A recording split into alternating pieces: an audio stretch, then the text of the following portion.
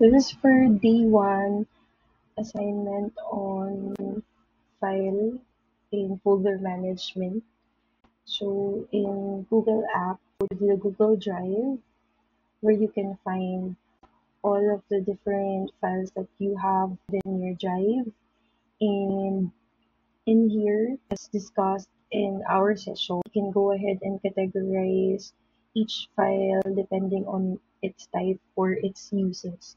So for instance, here I have started an example where I've created a specific folder for finance, and within that folder, I've made subfolders to categorize each of the files that are under this category. So we have there the finance tracker, expenses,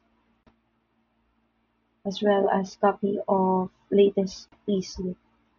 So what I did, going back to the main page, I've created a new folder and create a name specific to the types of files that I'll be putting into that category. So for instance, let's create another file for, let's say, photos. And then within that file, you can put these photos.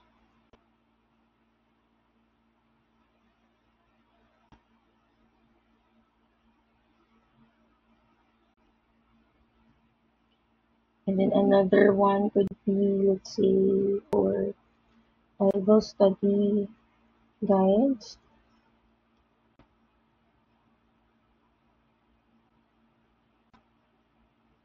And as mentioned, within each of the main folders, you have like several subcategories.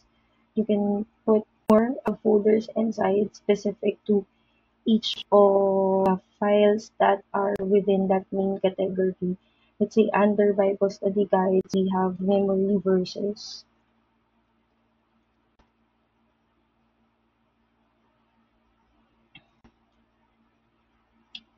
So another way to also organize files is to make use of different organization tools. Like you can assign particular color to each of the categories to make it easier for you to remember which category is associated to what color.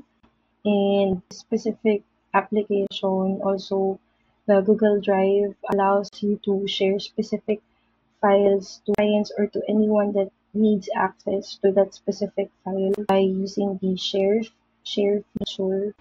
You can add the email address here of people, or like if you'll be going to share that or give access to a specific group of people or organization, you can also do that. And as you share the link, you can also edit their role if you want them to just be able to view or review the file, or be a co-organizer, someone that could also manage and edit the file together with you.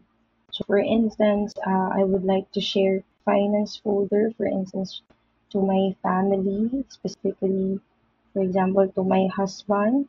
So I could make him into an editor as well. And then here add his email address. So again, here there's also another way for you to manage the role that you'll be giving to the other person who will be able to access the files that you have in your drive.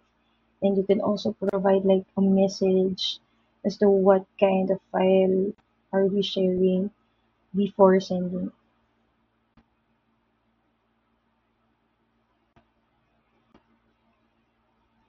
So there, I think that's about it.